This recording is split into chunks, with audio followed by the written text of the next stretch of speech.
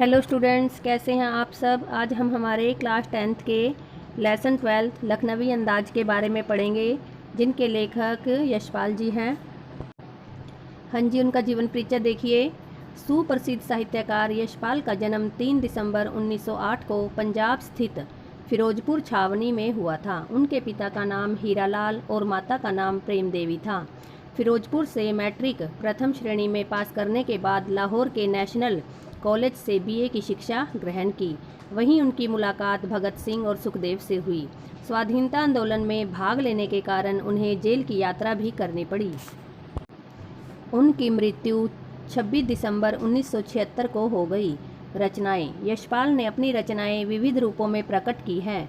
उनकी रचनाएं निम्नलिखित हैं: कहानी संग्रह, ज्ञानदान, पिंजरे की उड़ान, तरक का तूफान, वादुलिया, धर्मयुद्ध, फूलों का कुर्ता, ज्ञानदान, उत्तराधिकारी, चित्र का शीर्षक, सच बोलने की भूल, उत्तमी की माँ आदि।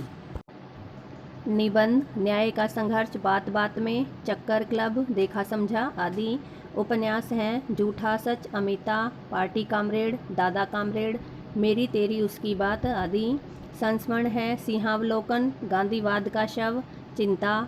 नाटक हैं उनके नशे नशे की बात, रूप की परख, गुड़बाई, दर्दे दिल। साहित्यिक विशेषताएं देखिए। साहित्यकार यशपाल की रचनाओं पर मार्क्सवाद का प्रभाव स्पष्ट रूप से देखा जा सकता है। उनकी रचनाओं में आम आदमी के सरोकारों की उपस्थिति है। वे यथार्थवादी शैली के विशिष्ट रचनाकार हैं। सामाजिक विषमता, राजनैतिक पाखंड और रूढ़ियों के खिलाफ उनकी रचनाएं मुखर हैं। भाषा शैली। यशपाल जी की भाषा में स्वाभाविकता, सजीवता तथा रचनागत विशेषता है। उनकी भाषा अत्यंत सरल, सहज, पात्रानुकूल तथा भावा अभिव्यक्ति में समर्थ है। उनकी शैली वर्णनात्मक, संवाद प्रधान तथा प्रभावपूर्ण है। भावों के प्रभावी अभिव्यक्ति के लिए उर्दू और अंग्रेजी शब्दों का भी प्रयोग किया गया है, जैसे तत्सम, सज्जन, सैत्रिचन, निश्वास, चक्षु, ज्ञान, विघ्न आदि शब्दों का प्रयोग किया गया है। उर्दू शब्द मुफस्सिल, गवारा, एहतियात, करीने, वल्लाह, शुक्रिया, तलब, किबला, तस्लीम, नफीस, नामुराद आदि शब्दों का प्रयोग किया गया है। अंग्रेजी शब्द जैसे passenger, train, second class, ticket, birth, abstract आदि। मुहावरे हैं इसमें सिर खम लेना, ज्ञान चक्षु खुलना, सैत्रिशन आँखों से देखना आदि मुहावरों का प्रयोग किया गया है। हाँ जी, हमारा लेसन देखिए लखनवी अंदाज। इस पाठ में लेखक ने ऐसे नवाब को व्यंग्य विषय बनाया है जो लेखक के समक्ष अपनी नवाबी का प्रदर्शन करते हुए खीरे की फांकों को खाने की जगह सूंघ कर रसास्वादन करता है और सूंघते हुए खीरे की एक एक फांक को खिड़की के बाहर फेंकता जाता है। ऐसा करके वह डकार लेकर वह तृप्त होने का नाटक भी करता है। उसके इस व्यवहार से लेखक सोचता है कि इस तरह तो बिना घटना, विचार और पात्रों के नई कहानी भी लिखी जा सकती है। लेखक की रेल यात्रा। जब लेखक रेल की यात्रा कर रहा था, लेखक अपनी मितव्ययी प्रवृत्ति के कारण सेकंड क्लास में यात्रा नहीं करना चाहता था। फिर यह सोचकर कि भीड़ से भी बच जाएगा, कहानी के संबंध में भी सोच सकेगा और उसे प्राकृतिक दृश्य खिड़की से देखने को मिल जाएंगे, इसलिए सेकंड क्लास का ही टिकट उसने ले लिया। गाड़ी छूट रही थी, भागकर सेकंड क्लास के डिब्बे में वो चढ़ गया। लेखक को अनुमान था कि डिब्बा तो खाली ही होगा, लेकिन उसने देखा कि एक बर्थ पर लखनऊ के नवाबी अंदाज में एक सफ़ेद पोश सज्जन पालथी मारे बैठे हैं, जिनके सामने तौलिए पर 2 चिकने खीरे रखे हुए हैं। लेखक का सहसा आ जाना उन्हें अच्छा नहीं लगा।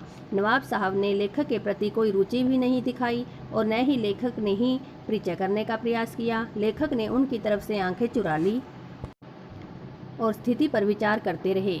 अचानक भाव परिवर्तन करते हुए लेखक से खीरे का शौक फरमाने के लिए कहा। लेखक को नवाब साहब का यकायक भाव परिवर्तन अच्छा नहीं लगा और लेखक ने शुक्रिया अदा करते हुए कहा, किबला शौक फरमाएं। नवाब साहब का खीरा काटना। अब देखिए नवाब साहब खीरे को कैसे काटते हैं। नवाब साहब कुछ और देर खिड़की के बाहर देखकर कुछ निश्चय करके नीचे रखे पानी से भरे लोटे से खीरे को धोते हैं, तौलिए से पोंछते हैं। अपनी जेब से चाकू निकाला, उनके सिर काटे, गोदे और उनका झाग निकाला, छीले और फांके काटकर तौलिया पर करीने से रखे। नवाब साहब ने फांकों के ऊपर जीरा मिला हुआ नमक और लाल मिर्च की सुरवी बुरक दी। लेखक उनकी भावभंगिमा देखे जा रहा था।